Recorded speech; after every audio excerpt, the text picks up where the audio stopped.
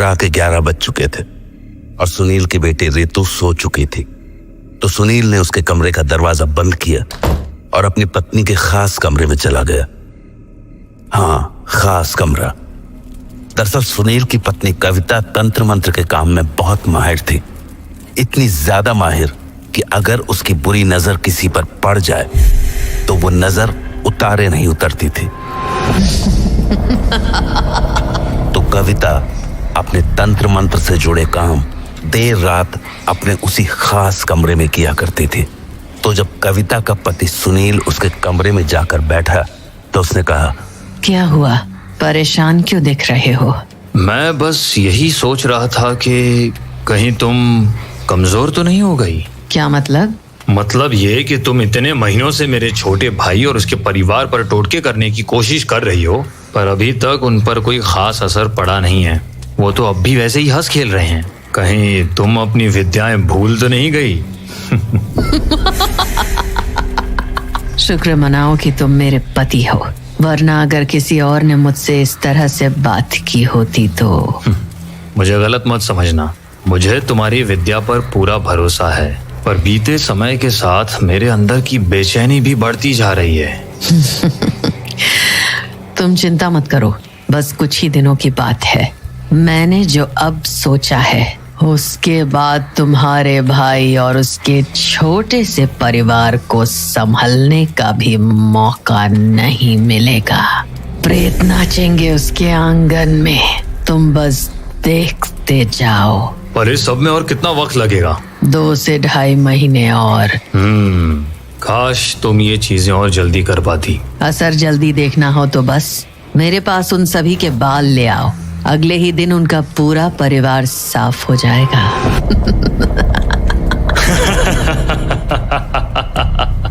कविता का वो खास कमरा उसके और सुनील के ठहाकों से गूंज रहा था, पर वो दोनों ये नहीं जानते थे कि उनका छोटा भाई अनिल खिड़की से छिपकर उनकी सारी बातें सुन रहा था। अपने भैया और भाभी के मुंह से ये बात सुनकर उसके पांव तले की जमीन खिसक गई। वो भागा भागा अपनी पत्नी पविता के पास पहुंचा और उसे सारी बात बता दी। तो उसकी पत्नी बोली, मुझे लग रहा था कि भाभी ही ऐसी है, पर भैया भी। मुझे तो अब इस घर का पानी पीने में भी डर लग रहा है। ना जाने वो हमें या हमारे बच्चों को क्या कर दे। कुछ नहीं होगा। बबीता, तुम इन टोना टुटका करने वालों को नहीं जानती। ये मैंने कहा ना, वो हमें छू तक नहीं पाएंगी। कुछ करना तो दूर की बात है। अरे पर ये बात तुम ऐसे कैसे कह सकती हो? क्योंकि आज तक उसके हर टोटके को मैंने ही काटा है। क्या? हाँ, तुम्हारी भाभी आज से नहीं, कई सालों से ही कोशिशें कर रही हैं और हर बार मैंने उनके टोटके को काटा है। इसलिए तुम घबराओ मत, वो हमें या हमारे बच्चों को छू भी नहीं सकेंगी। बबीता, क्या तुम्हें भी टोने टोटके आते हैं? क्या तुम भी? नहीं, मुझे भाभी की तरह तंत्र विद्या का ज्ञान तो नहीं है, पर हाँ, मैं कुछ टोटकों का काट जरूर जानती हूँ। और क्योंकि भाभी इसी घर में रहती हैं, तो मेरे लिए उनके टोटकों का काट निकालना आसान हो जाता है। पर भाभी भैया से कह रही थी कि अगर वो हमारे बाल उन्हें लाकर दे दें तो वो 1 दिन के अंदर सब कुछ बर्बाद कर सकती हैं। इसलिए मुझे लगता है कि हमें अब इस घर में रुकना नहीं चाहिए। पर हम जाएंगे कहाँ? कहीं भी, बस यहाँ से दूर। मैं नहीं चाहता कि भाभी की काली नजर हमारे परिवार पर पड़े, खासकर हमारे बच्चों पर। हम कल ही ये घर खाली कर देंगे। तो अगले दिन अनिल पत्नी के साथ अपने भैया के पास चला गया और उनसे बोला, भैया, हम लोग ये घर छोड़ रहे हैं। क्या? पर क्यों? और ऐसे अचानक? भैया, नाटक करने की कोई जरूरत नहीं है। मैं जानता हूँ आप और भाभी भी यही चाहते हैं। अरे पर भैया, मैंने कल रात आपकी और भाभी की बातें सुन ली थी, इसलिए बस अब और कुछ मत कहिए। बस आपसे और भाभी से हाथ जोड़कर विनती है कि हमारे परिवार को अकेला छोड़ दें। अभी अनिल ने अपनी बात पूरी ही की थी कि वहां उसकी भाभी कविता पहुंच गई और वो बोली, तुझे जहां जाना है चला जा, पर मेरे खेल से तू बच नहीं पाएगा। तेरे साथ जो होना है वो तो होकर रहेगा। हमें अपने टोने टोटकों से मत डराओ भाभी। आज तक आपके सारे टोटके काटती आई हूँ, आगे भी काटूंगी। आपको जो करना है आप कर लो, पर मैं आपको हमारे परिवार को छूने नहीं दूंगी। बबीता की बात सुनकर अनिल का हौसला तो जरूर बढ़ा, पर तभी उसकी भाभी जोर जोर से हंसने लगी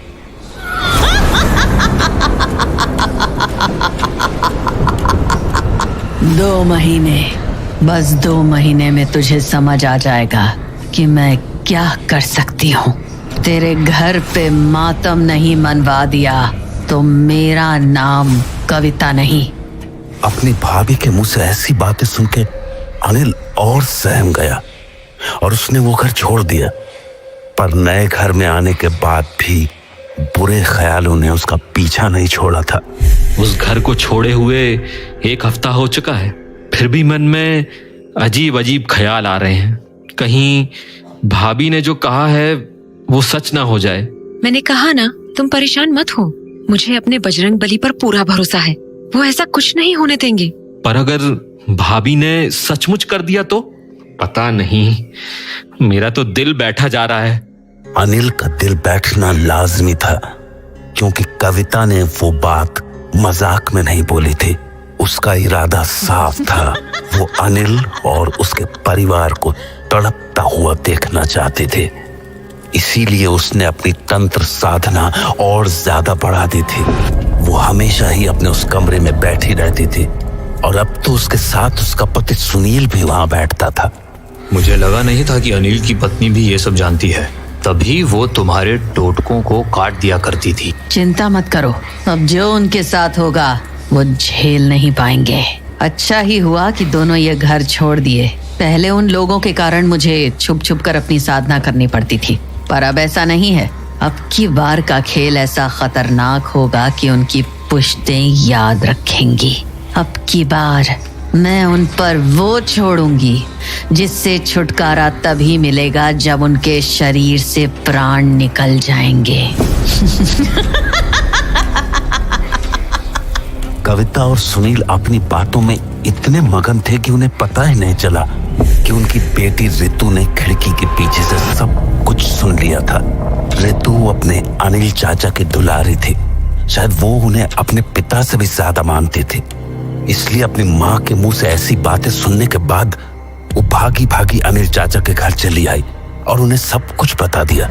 वो सारी बातें सुनने के बाद अनिल बोला, बेटा तुमने पक्का ये सुना था? हाँ चाचू, सच्ची। बबीता ये तो जिद पर अड़ गए हैं।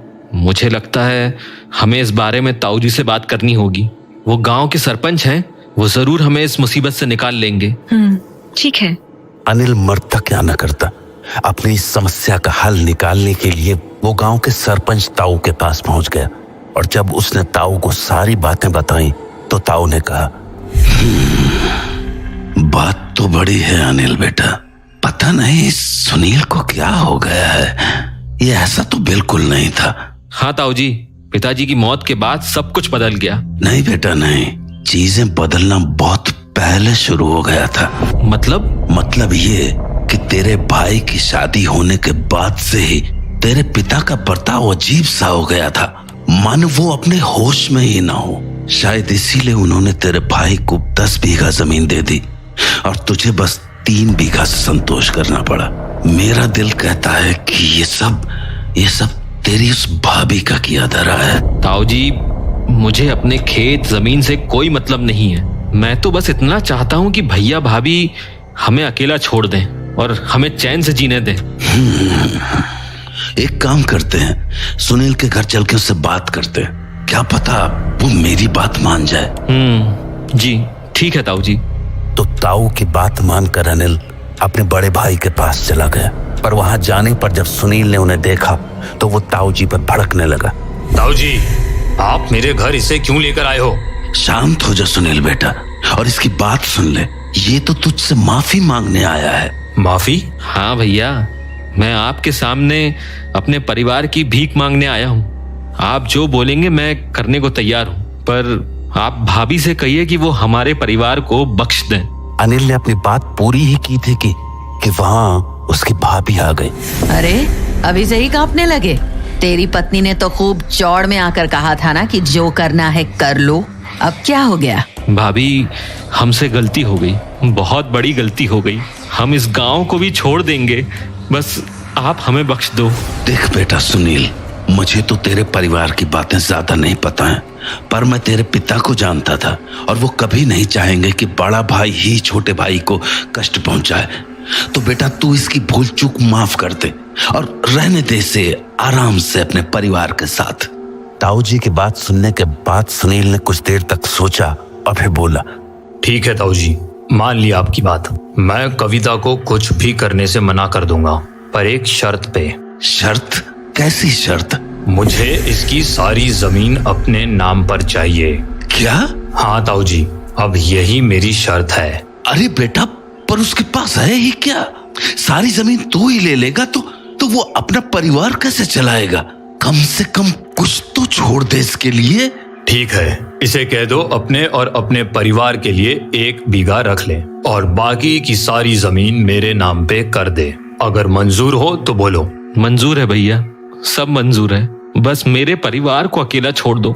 सुनील ने कागज के लिखा पढ़े के लिए अनिल को अगले दिन आने के लिए बोला, पर उस रात अनिल और उसकी पत्नी बबीता के सामने कुछ अजीब सा हुआ। वो दोनों अपने कमरे में सोए हुए थे कि तभी उन्हें अपने घर के आसपास किसी के चलने की आहट सुनाई दी। शुरुआत में तो उन्हें वो आवाज किसी जानवर की लगी, पर फिर जब हथौड़े की जोर जोर की आवाज आने लगी तो दोनों ने घर के बाहर निकलकर देखने का सोचा, पर बाहर कोई भी नहीं था। उन दोनों को ये बात अजीब तो लगी, पर अपने मन का वहम समझकर उन्होंने उस बात पर ज्यादा ध्यान नहीं दिया। अगले दिन लिखा पढ़ी होने के बाद जब सुनील को अनिल के हिस्से की जमीन मिल गई तो अनिल ने कहा, भैया मेरा जो भी था मैंने वो सब कुछ आपको दे दिया है, बस आप एक वादा कर दो कि आप मेरे परिवार को बख्श दोगे। अनिल की बात सुनकर सुनील मुस्कुराया और अपनी पत्नी कविता की तरफ देखकर बोला, कविता, तुम इसके घर पर जो 2 महीने में करने वाली थी ना, वो अब 2 दिन में करके दिखाओ।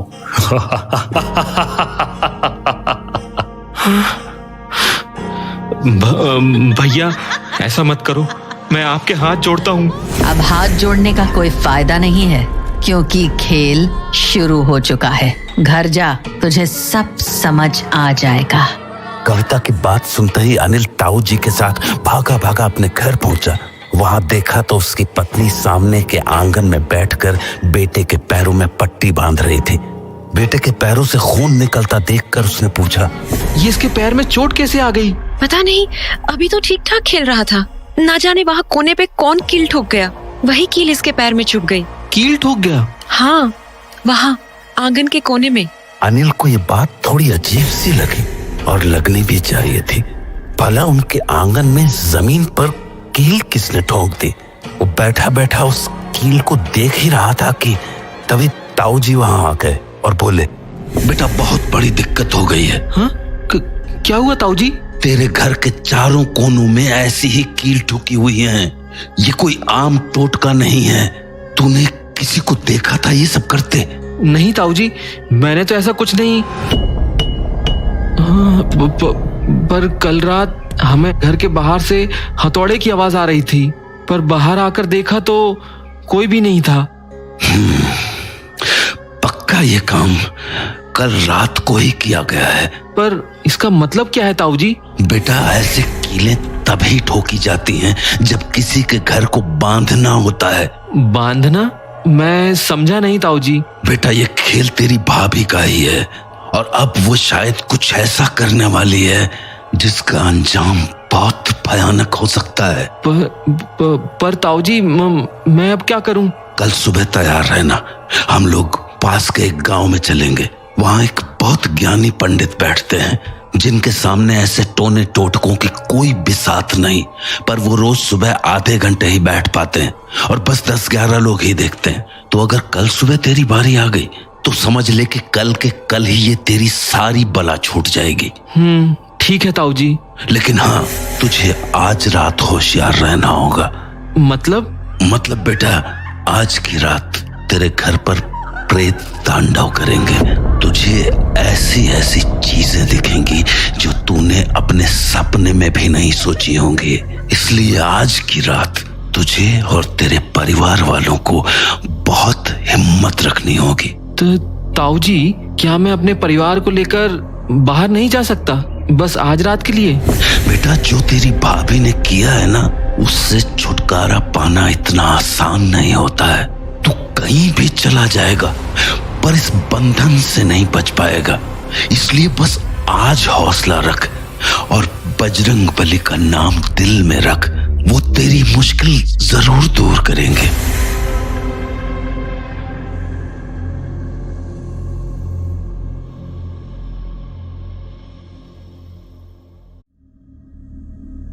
अनिल ने अपने बड़े भाई का घर इसलिए छोड़ा था क्योंकि उसके भैया और भाभी अनिल के पूरे परिवार को अपने टोने टोटके से बर्बाद कर देना चाहते थे।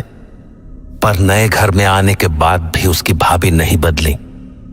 अपने परिवार को इन सब से दूर रखने के लिए अनिल ने अपनी जमीन तक अपने बड़े भाई के नाम कर दी थी। पर इस सब का भी कोई फायदा नहीं हुआ क्योंकि असली खेल तो अब शुरू हुआ था। उस शाम जब अनिल सरपंच ताऊ के साथ अपने घर पहुंचा तो उसके घर के चारों कोनों पर कीलें ठुकी हुई थीं।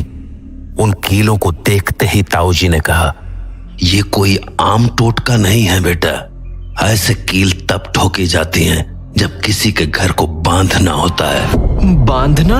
मैं समझा नहीं ताऊ जी। बेटा ये खेल तेरी भाभी का ही है और अब वो शायद कुछ ऐसा करने वाली है जिसका अंजाम बहुत भयानक हो सकता है। पर ताऊ जी अब मैं क्या करूं? कल सुबह तैयार रहना। हम लोग पास के एक गांव में चलेंगे। वहां पर एक बहुत ज्ञानी पंडित जी बैठते हैं जिनके सामने ऐसे टोने टोटकों की कोई अहमियत नहीं है। पर वो रोज सुबह केवल आधे घंटे के लिए ही बैठते हैं और 10-11 लोग ही देखते हैं। अगर कल सुबह तेरी बारी आ गई तो कल ही के कल ये सारी बला छूट जाएगी। ठीक है ताऊ जी। हाँ, लेकिन तुझे आज की रात होशियार रहना होगा क्योंकि आज की रात तेरे घर पर प्रेत तांडव करेंगे। तुझे ऐसी ऐसी चीजें दिखेंगी जो तूने अपने सपने में भी नहीं सोची होंगी। इसलिए आज की रात हिम्मत से काम लेना और बजरंग बली को दिल में रखना। वो तुम्हारी मदद जरूर करेंगे। ताऊ जी से ऐसी बातें सुनने के बाद उस रात अनिल और बबीता दोनों में से किसी को भी नींद नहीं आ रही थी। तभी लगभग 1 बजे के करीब उन्हें अपने घर के बाहर कई सारे लोगों के कदमों की आवाजें सुनाई देने लगी। बबीता, तुम्हें ये कदमों की आवाजें सुनाई दे रही हैं क्या? हाँ, पर इतनी रात को इतने सारे लोग हमारे घर क्यों आएंगे? हाँ, वही तो मेरी भी समझ में नहीं आ रहा। बाहर जाकर देखता हूँ। रुको, पहले मुझे खिड़की से देखने दो। तो कविता बिस्तर से उठकर सामने की खिड़की के पास चली गई और बाहर झांकने लगी। क्या हुआ? कौन है? पता नहीं, बाहर तो कोई भी नहीं दिख रहा है। क्या? फिर ये कदमों की आवाजें किसकी थी? चलो बाहर चलकर देखते हैं। पर जैसे ही उन्होंने अपने घर का दरवाजा खोला वहां कोई भी नहीं था। अरे, बाहर तो कोई भी नहीं है। फिर हमें किसकी कदमों की आवाजें सुनाई दे रही थी? पता नहीं, छोड़ो, रहने देते हैं, शायद हमारा वहम होगा। अनिल और कविता दरवाजे को बंद करके अभी मुड़े थे कि उन्हें अपने कमरे में कुछ ऐसा दिखा जिसने उनका खून जमा दिया। कमरे में ठीक बिस्तर के बगल में अनिल की भाभी खड़ी थी और वो एकटक अनिल के बेटे को घूरे जा रही थी। पर इससे पहले कि अनिल और बबीता कुछ सोच पाते, उसकी भाभी ने अपने बाल जोर जोर से घुमाने शुरू कर दिए और फिर कुछ ऐसा हुआ जिसे देखकर अनिल और बबीता की आंखें फटी की फटी रह गईं। उन्होंने देखा कि जैसे जैसे उनकी भाभी अपने बाल घुमा रही थी वैसे वैसे उनका बेटा हवा में उठता जा रहा था, मानो कोई शैतानी ताकत उसके शरीर पर हावी हो रही हो। अनिल और बबीता खौफ से ये सब देख ही रहे थे कि तभी घर के बाहर से एक आवाज गूंजी, बोलो पवन पुत्र हनुमान की जय। उस जयकारे के बाद मानो पूरा माहौल ही बदल गया। सब कुछ शांत हो चुका था। न तो अब कमरे के अंदर भाभी दिख रही थी और न ही उनका बेटा हवा में प्रेत की तरह तैर रहा था। पिछले 2 मिनट के अंदर जो कुछ भी हुआ था उसने अनिल और बबीता को डरा कर रख दिया था। कुछ देर तक कोई कुछ नहीं बोला, पर फिर अनिल ने चुप्पी तोड़ते हुए कहा, बबीता, तुमने भी कमरे में भाभी को देखा था ना? देखा तो था। और तुमने देखा था ना कि कैसे वो बाल घुमा रही थी? और हाँ, सब देखा मैंने। तो फिर वो कहाँ चली गई? और ये बजरंगबली का जयकारा किसने लगाया था? पता नहीं, आवाज तो मुझे भी आई थी, पर ना जाने वो था कौन। एक काम करते हैं, कमरे में चलते हैं। ताऊ जी ने कहा था कि आज की रात कुछ अजीब देखने को मिल सकता है। हो सकता है ये सब उसी का हिस्सा हो। हो सकता है। अनिल और बबीता कमरे में पहुंचे ही थे कि उन्हें अपना बेटा बिस्तर पर रोता हुआ दिखा। बेटा, क्या हुआ? रो क्यों रहा है? पेट दर्द, बहुत जोर से पेट दर्द हो रहा है मम्मी। पेट दर्द? अभी तो तू अच्छे से सो रहा था, अचानक से पेट में दर्द कैसे होने लगा? कुछ उल्टा सीधा तो नहीं खा लिया? अरे बेटा, कुछ बोल। रहने दीजिए, मैं एक काम करती हूँ, इसे दवाई दे देती हूँ, अलमारी में ही पड़ी है। ठीक है। तो बबीता कमरे से बाहर अलमारी में से दवाई लेने चली आई, पर उसे ये नहीं पता था कि अभी तो खेल बस शुरू हुआ था, क्योंकि उसके बेटे ने अब रोना बंद कर दिया था और बिस्तर से उठकर खिड़की के पास जाकर खड़ा हो गया था। ये सब कुछ अनिल अपनी आंखों से देख रहा था, पर उसे समझ नहीं आ रहा था कि आखिर उसका बेटा मन्नू कर क्या रहा है। अरे मन्नू खिड़की के पास क्या करने चला गया? पेट दर्द हो रहा था ना तेरा? चल आजा, बिस्तर पर लेट जा। पर मन्नू कहाँ सुनने वाला था। उसके कानों पर तो जैसे पर्दे पड़ गए थे। वो तो बस एक टक खिड़की के पास खड़ा कुछ बड़बड़ाए जा रहा था। ओह, अच्छा, सच्ची?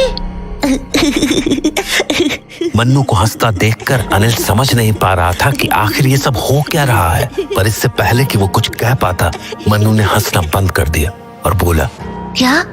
आटा और चीनी? हाँ, लाता हूँ ना, अभी लाता हूँ। इतना कहकर मन्नू रसोई की ओर चल दिया और अनिल कमरे से बाहर आकर उसे गौर से देखने लगा कि आखिर वो करना क्या चाहता है।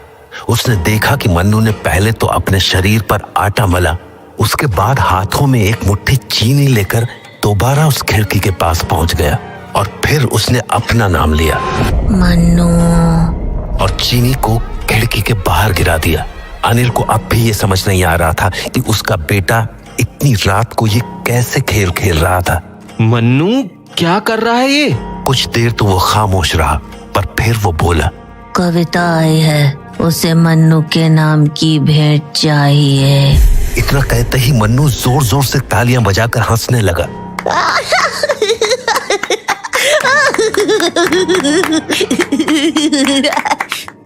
मन्नू, तू ये क्या कर रहा है बेटा? और तू कविता भाभी का नाम क्यों ले रहा है? अनिल मन्नू से सवाल कर ही रहा था कि तभी बबीता वहां पहुंच गई। क्या हुआ? पता नहीं, अभी बिस्तर से उठा, खिड़की पर गया और वहां खड़ा होकर बड़बड़ाने लगा, मानो किसी से बात कर रहा हो। फिर रसोई में जाकर आटा खुद के ऊपर लगा लिया और यहाँ खिड़की के पास एक मुट्ठी चीनी लेकर आया और अपना नाम बोलकर खिड़की के बाहर गिरा दिया। मैंने पूछा तो कहता है कविता भाभी ने मंगाया था, और अब ये पागलों जैसा हंस रहा है। पता नहीं इतनी रात को इसे कैसा मजाक सूझ रहा है। नहीं, ये मजाक नहीं है। मुझे खूब अच्छे से समझ आ रहा है कि ये सब क्या हो रहा है। मतलब? ये सब भाभी का किया धरा है। रुको, मैं अभी जोत जलाती हूँ, ये तुरंत ठीक हो जाएगा। अरे बबीता, पर तुम रुको तो बबीता भागी भागी अपने घर के मंदिर के सामने गई और उसके पट खोल दिए। मंदिर के पट खोलते ही मन्नू गुर्राने सा लगा, पर बबीता जानती थी कि वो क्या कर रही है। उसने जैसे ही हनुमान जी के आगे दिया जलाया, मन्नू की गुर्राहट और हंसी दोनों गायब सी हो गई और वो वहीं खिड़की के पास कोने में बैठकर रोने सा लगा।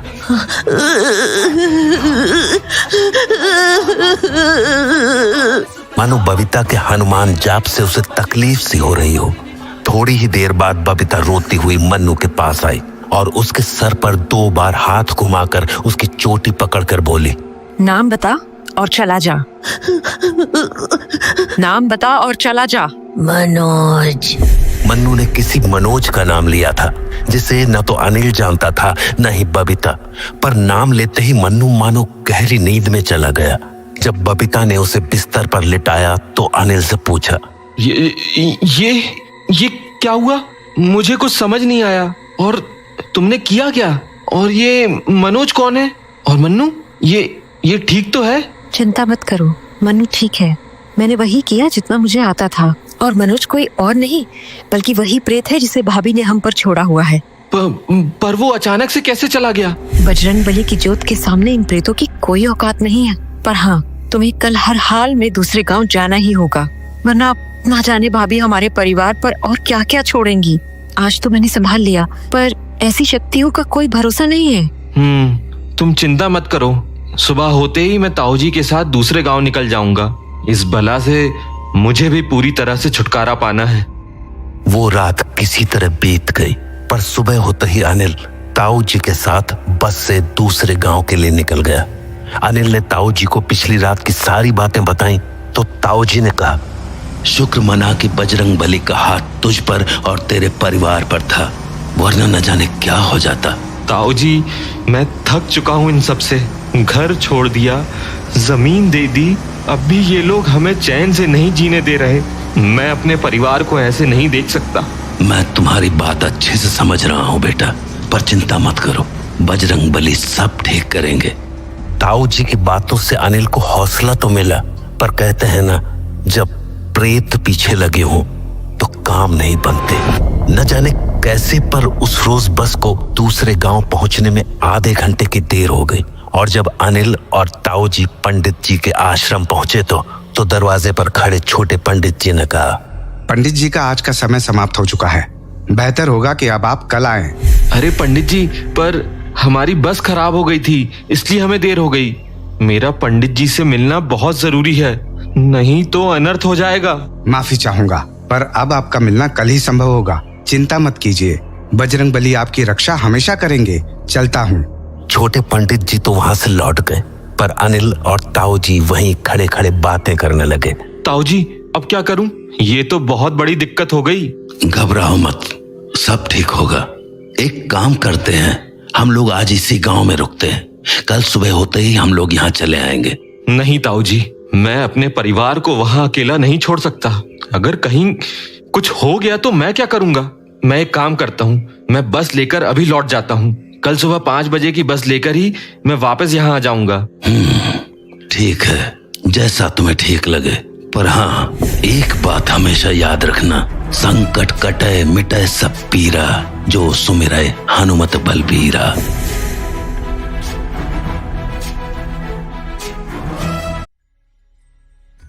ये कहानी अनिल की है। अपने भैया भाभी के टोने टोटकों से परेशान होकर जब उसने नया घर लिया तो भी उसकी जिंदगी में चैन नहीं आया, क्योंकि उसके भैया भाभी ने गांठ बांध ली थी कि अनिल और उसके परिवार को बर्बाद कर देना है। और शायद इसीलिए उन्होंने अनिल के नए घर के बाहर कीले ठोककर उसका घर प्रेतों के हवाले कर दिया। और पिछली रात उस टोटके का भरपूर असर भी दिखा, पर खेल तो अभी शुरू हुआ था। क्योंकि अगले दिन ताऊ जी के साथ जब वो पड़ोस वाले गांव पहुंचे तो वहां के पंडित जी से मिल नहीं पाया। इसलिए हताश होकर अनिल ने कहा, मैं एक काम करता हूँ, मैं बस लेकर अभी लौट जाता हूँ। कल सुबह 5 बजे की पहली बस पकड़कर मैं वापस यहाँ आ जाऊंगा। ठीक है, जैसा तुम्हें ठीक लगे बेटा। तो अनिल आश्रम से सीधे बस अड्डे पर पहुंच गया, और जैसे ही वो टिकट कटाकर बस के अंदर गया, उसका शरीर ठंडा पड़ गया, क्योंकि उसके ठीक सामने की सीट पर उसे अपनी भाभी बैठी हुई दिख रही थी। अनिल का पूरा शरीर डर के मारे कांप रहा था। उसे समझ नहीं आ रहा था कि आखिर उसकी भाभी यहां तक कैसे पहुंच गई। पर वो इतना जरूर जानता था कि अगर वो इस बस में रुका तो उसके साथ कोई ना कोई अनहोनी जरूर हो जाएगी। पर इससे पहले कि वो उस बस से उतर पाता, बस चल पड़ी। अनिल घबराया हुआ खड़ा ही था कि कंडक्टर उससे बोला, भाई साहब, सीट पर तो जाकर बैठो। हाँ, बैठता हूँ। तो अनिल घबराता हुआ उस सीट पर जाकर बैठ गया, जिसके ठीक पीछे उसकी भाभी बैठी थी।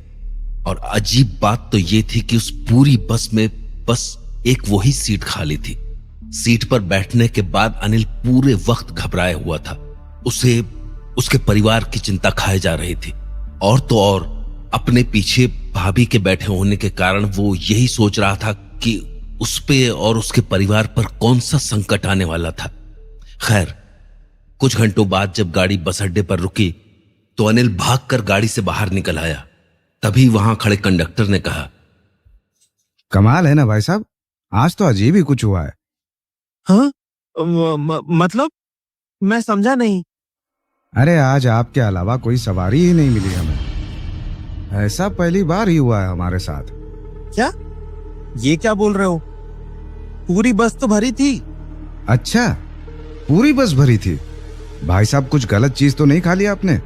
पूरे बस में आज आपके अलावा कोई था ही नहीं भाई साहब। अरे क्या बकवास कर रहे हो? मैंने अपनी आंखों से लोगों को अंदर बैठते हुए देखा था। अच्छा, जाओ आप एक बार बस में देख कर आना, कितने लोग हैं। कंडक्टर की बात पर अनिल वापस बस के अंदर चला गया, पर अंदर जाने पर उसे एक और झटका लगा।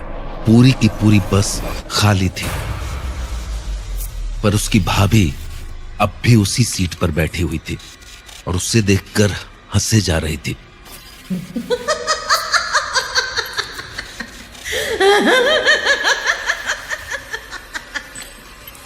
घबराता हुआ अनिल जब दोबारा बस के बाहर निकला तो कंडक्टर ने बोला, हाँ भाई, मिल गए लोग। भैया, बस तो खाली है पर अंदर एक औरत है। अच्छा, पहले कह रहे थे कि बस भरी है, अब कह रहे हो कि अंदर एक औरत है। क्यों पागल कर रहे हो भाई साहब? अरे मैं मजाक नहीं कर रहा हूँ, मेरी बात मानो, अंदर वो बैठी हुई है। भाई साहब, ऐसा है कि सुबह से वैसे भी कुछ खास कमाई नहीं हुई है, तो अब मुझे माफ करो और आप अपने घर को निकलो। अरे मैं झूठ नहीं बोल रहा हूँ, आप चलकर देखिए अंदर। अपना मन मार के जब कंडक्टर अनिल के साथ बस के अंदर आया तो उसने बोला, भाई साहब, हो गया आपका? अरे वो तो आप इसी गांव के हो, तो मैं कुछ नहीं कह रहा, पर मेरा और वक्त बर्बाद मत करो। अरे वो सामने ही तो बैठी है, वो सामने की सीट पर। अरे नहीं है इस बस में कोई, कितने बार कहूं, अब जाओ यहां से। अनिल को उसकी ये बात अजीब तो लगी, पर उसे ये समझते देर नहीं लगी कि ये सब उसकी भाभी का ही खेल चल रहा था। तो वो सीधे अपने घर की ओर निकल गया, पर रास्ते में चलते हुए उसे ऐसा लग रहा था जैसे कोई उसके पीछे चल रहा हो, कोई ऐसा जिसने पांव में पायल पहन रखी हो। पर पलटकर देखने पर उसे वहां कोई नहीं दिखा, पर हाँ, एक काली सी बिल्ली जरूर बैठी हुई दिखी। तो वो उस पायल की आवाज को अपना वहम समझकर वहां से आगे बढ़ने ही वाला था कि तभी उसे कुछ अजीब सा दिखा। वहां जो बिल्ली बैठी थी उसकी परछाई बिल्लियों जैसी ना होके किसी औरत जैसी थी। ये देख के अनिल के होश उड़ गए। उसे तुरंत समझ आ गया कि उसका सामना छलावे से हो चुका है।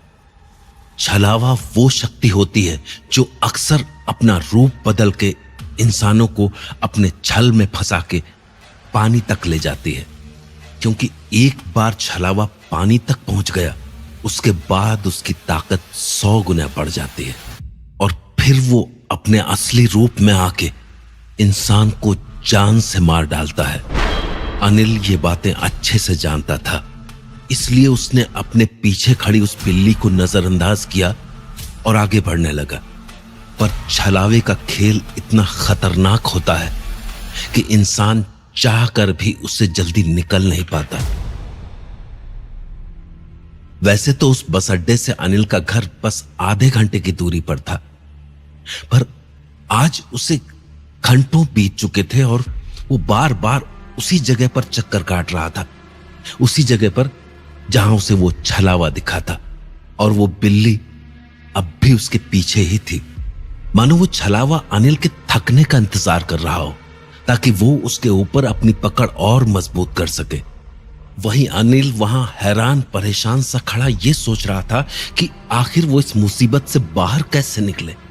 तभी उसे ताऊ जी की कही बात याद आई, अनिल बेटा, बस एक बात हमेशा याद रखना,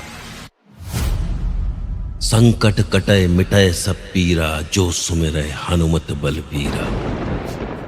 ताऊ जी की बात याद करके मानो अनिल के अंदर एक नई ऊर्जा सी पैदा हो गई।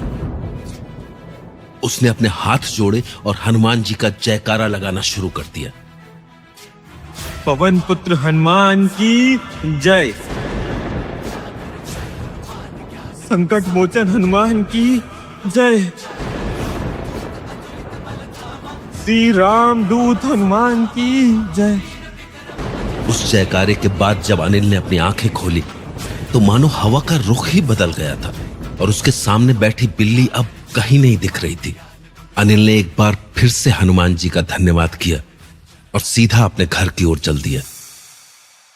पर वो अपने घर के पास पहुंचा ही था कि उसे अपने घर के बाहर बहुत सारे लोग खड़े दिखाई दिए और जब वो घर पर पहुंचा तो सामने उससे अपनी पत्नी और बेटे के बगल में बैठी हुई भाभी देखी।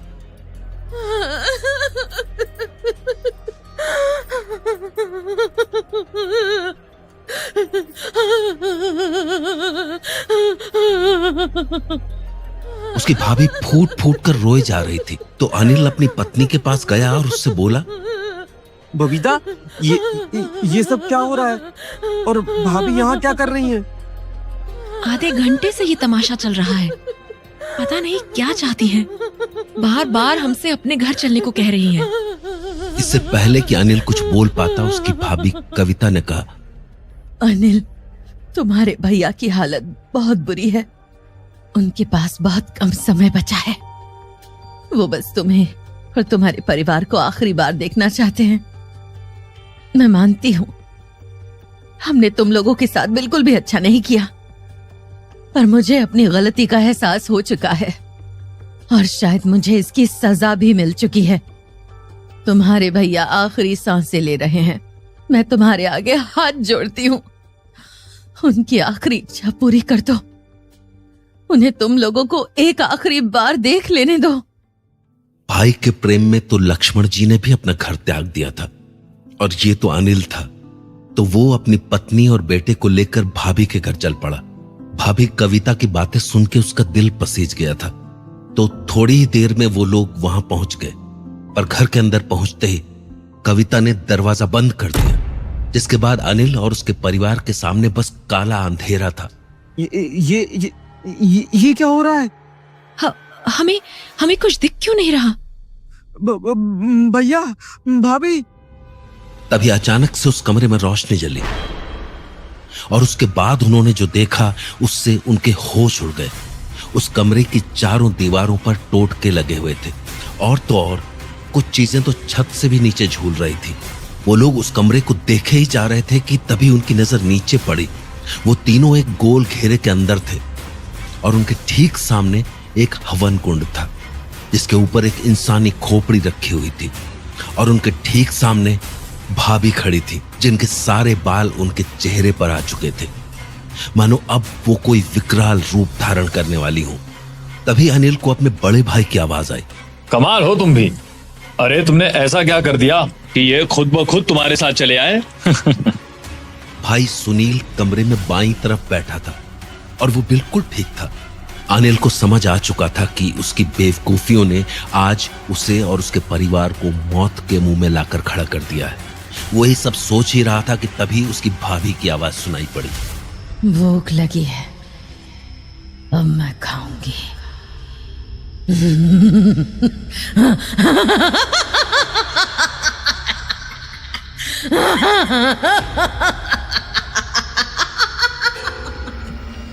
कविता भाभी ने इतना कहा ही था कि तभी पूरे कमरे में रोशनी जलने बुझने से लगी और सामने रखा हवन कुंड तेज लपटों के साथ चलने लगा। उस हवन कुंड के जलते ही कविता और जोर से हंसने लगी।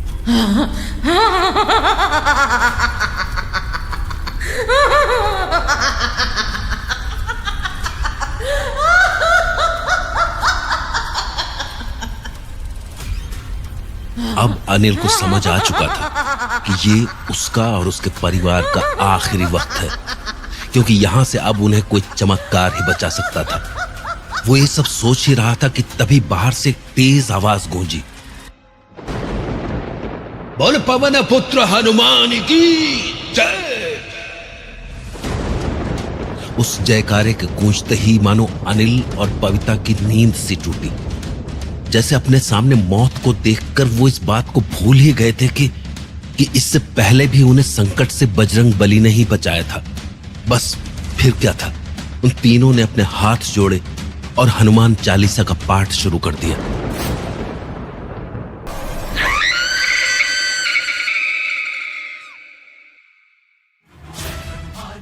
अनिल ने अपनी पत्नी से बस सुना ही था कि हनुमान चालीसा में कितनी ताकत होती है, पर आज उसने वो ताकत अपनी आंखों से देख भी ली थी। उसके बाद तो उसकी भाभी की हालत ऐसी हो चुकी थी कि अब वो पहचान में भी नहीं आ रही थी। वहीं उसका बड़ा भाई सुनील अपनी जगह पर ज्यों का त्यों अवाक सा बैठा हुआ था। उसके बाद अनिल, बबीता और मन्नू जैसे ही घर के बाहर निकले, उन्हें बाहर ताऊ जी खड़े मिले। ताऊ जी, आप यहाँ? आप तो आज दूसरे गांव में रुकने वाले थे ना? हाँ, पर मुझे तेरे भैया भाभी पर शक था कि वो आज कुछ ऐसा करने की कोशिश करेंगे, और शायद मेरा शक सही था। हाँ ताऊ जी, आज ऐसा लगा मानो हम मौत के मुंह पर खड़े थे, पर फिर ना जाने किसी ने बाहर से हनुमान जी का जयकारा लगाया। ऐसा लगा मानो हम नींद से जाग गए हों। उस जयकारे को सुनने के बाद हमने हनुमान चालीसा शुरू कर दी, और फिर एक ही जयकारे में भाभी बैठे बैठे आग में जल उठी। मैंने कहा था ना, हनुमान जी का जयकारा बड़े से बड़े संकट को दूर कर देता है। पर ताऊ जी, वो जयकारा आपने ही लगाया था ना? और कल रात भी आप ही थे ना जिसने बेटा, मैं तो बस एक भक्त हूं, एक जरिया। बाकी जो भी कृपा होती है वो उनकी ही होती है। और देखो, उनकी कृपा से आज तुम लोग कितनी बड़ी मुसीबत से बच गए। हाँ ताऊ जी, वो बात तो है, पर मुझे ये समझ नहीं आया कि आखिर भाभी के साथ हुआ क्या। बेटा, तेरी भाभी ने आज तुम लोगों के लिए बहुत बुरा सोचा था, इसीलिए आज वो तुम लोगों को अपने घर लेकर आई थी। शायद उसने किसी प्रेत को आज दावत पर बुलाया था। दावत पर? हाँ, तुम तीनों ही आज उसकी भेंट चढ़ने वाले थे। पर फिर क्या हुआ? जब तुम लोगों ने हनुमान चालीसा का पाठ शुरू किया तो वो प्रेत बेचैन हो उठा, और लाख चाह के भी वो तुम तीनों को छू नहीं सका। इसलिए उसने अपना असर तेरी भाभी पर दिखा दिया और उसे ही अपना शिकार बना लिया। तो क्या मेरा परिवार सुरक्षित है? तेरे सर पर हनुमान जी का हाथ है बेटा, तो तेरा कोई बाल भी बांका नहीं कर सकता। बोल पवन पुत्र हनुमान की जय।